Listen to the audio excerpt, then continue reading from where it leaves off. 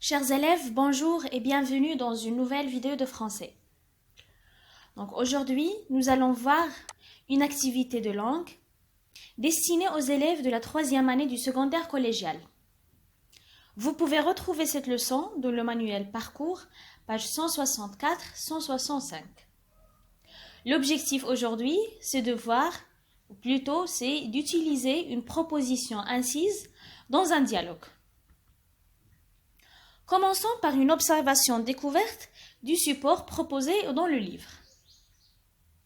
Donc nous avons un petit texte extrait du roman Le Tour du monde en 80 jours, écrit par Jules Verne. Nous avons également une illustration qui représente deux personnages qui portent tous les deux des costumes et qui montent dans une montgolfière.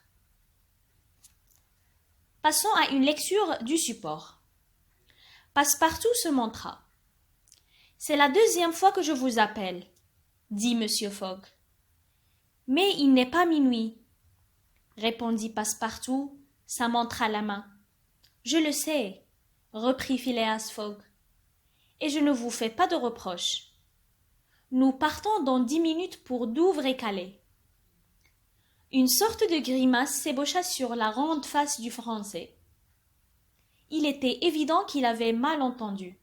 « Monsieur se déplace » demanda-t-il. « Oui, répondit Phileas Fogg. Nous allons faire le tour du monde. »« Le tour du monde » murmura-t-il. « En 80 jours, répondit Monsieur Fogg. Ainsi, nous n'avons pas un instant à perdre. Mais les malles, dit Passepartout, qui balançait inconsciemment sa tête de droite et de gauche. Pas de mal, un sac de nuit seulement. Après cette lecture, nous allons maintenant essayer de construire le sens de ce texte en répondant à des questions relatives à notre leçon qui est donc la proposition incise dans un dialogue. Donc dans cet extrait, nous remarquons la présence de deux personnages qui sont Passepartout et Monsieur Phileas Fogg.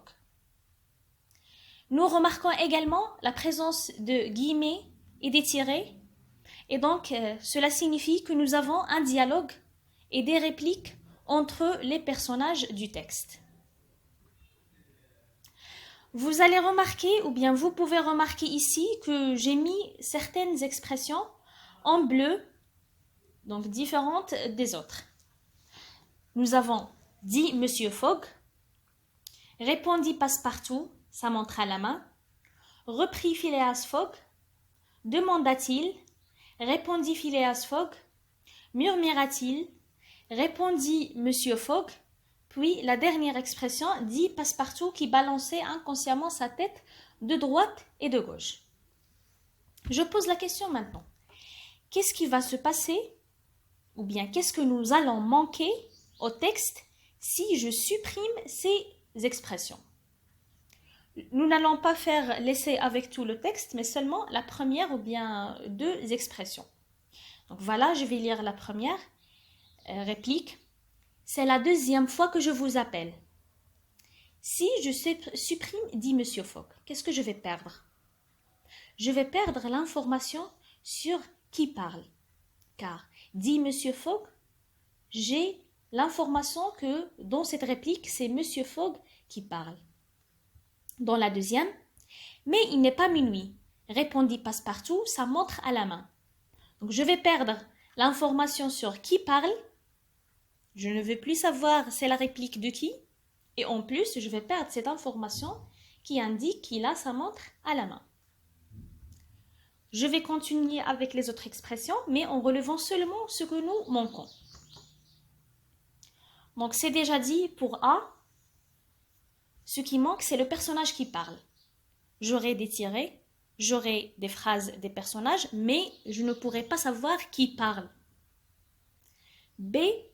Information sur le personnage. Donc c'est l'exemple donné, sa montre à la main et donc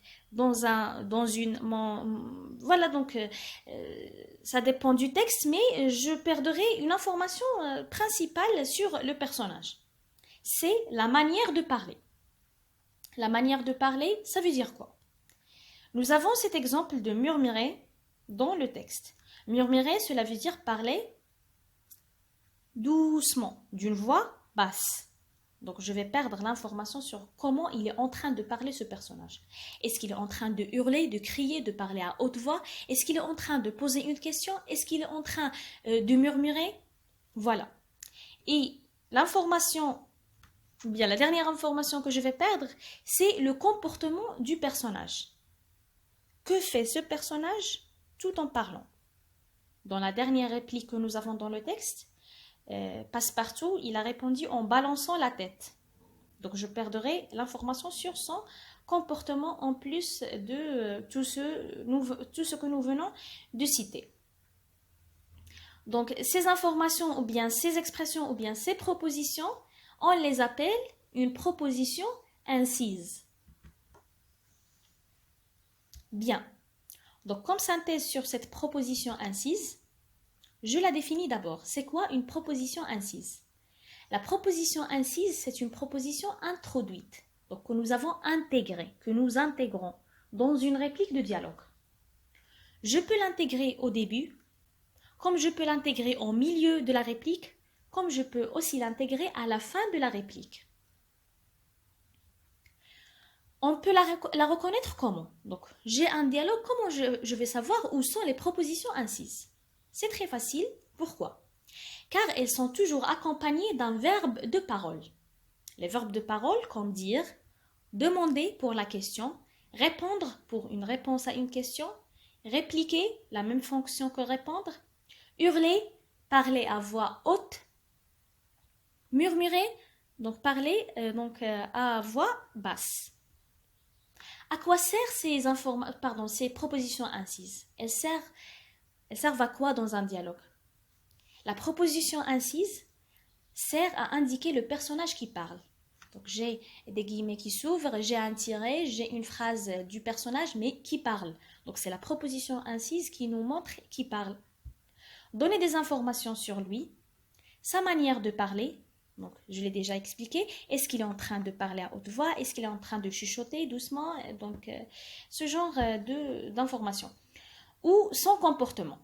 Son comportement, cela veut dire qu'est-ce qu'il est en train de faire tout en parlant. Donc voilà, c'était tout pour cette leçon. N'oubliez pas de faire les exercices que je vous laisse toujours dans la barre d'informations. Merci et à bientôt, Inch'Allah.